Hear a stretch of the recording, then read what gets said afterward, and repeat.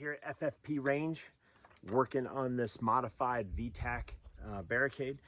This barricade gives people a lot of problems with the precision rifle for a multitude of reasons, and a lot of times it's rifle dependent on what you can and can't get away with. So with a traditional tactical rifle or something with a lower profile, what I mean by lower profile is the optic sits lower to the gun, the bipod sits close to the barrel, and you have this lower profile that you can fit into smaller areas. That's all it is.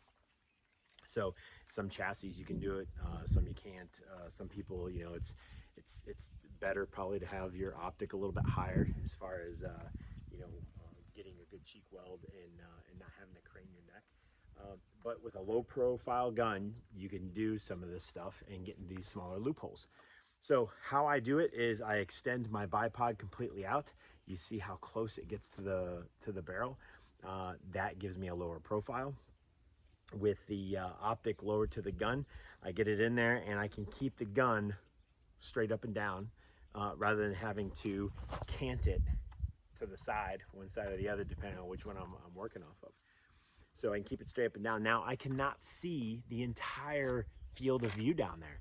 The barricade is blocking part of my objective lens, and that's fine because it's not blocking all of it. I have some shadow, and scope shadow, you know, we try to avoid it, but in certain instances you go with it, and that's what's happening here. I had like a brownish haze over my target because a large portion of my optic is occluded, and I'm not worried about seeing everything down there. I just need to see what I need to hit because I've already identified the target and I know I want to engage it. So that's how I do it. I get it in there, I allow this to flex up closer to the barrel, and I don't worry about having my objective lens partially covered. So you got to get out there and you got to practice this stuff. Otherwise, when you get thrown into it, it's going to boggle your mind because someone told you don't do this or don't do that. Likewise, if you can't fit the entire gun in there and you don't have a bipod that's going to work out and you have to rest it on the barrel, is that okay? Well, you can get hits at distance. You just got to know that the more pressure you put on that gun, the more it's going to flex. So I don't rest the barrel far out. If I'm going to rest it, I'm going to go as close to the stock of the chassis as possible. And you know what? I got a round here. Let's see what we can do at 520 resting on the barrel. And I'll tell you right now, I'm going to aim low in the target because I know through experience and training that it's going to deflect, and I'm going to try really hard not to put much pressure on the barrel. So, all right, could be an epic failure. Let's see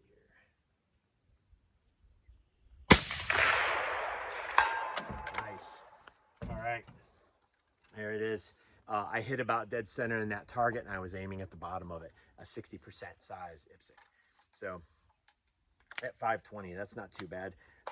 Now what happened with that one is I could see the target much better. I didn't have that brown haze from my objective lens being slightly covered. So maybe the next time I come out here, I'm going to spend more time resting on the barrel and see what I can get away with and what I can't get away with, and see what kind of data I can gather. So that's all it is. You got to get out in the range. You got to do this stuff. Otherwise, you won't be able to perform when the time comes.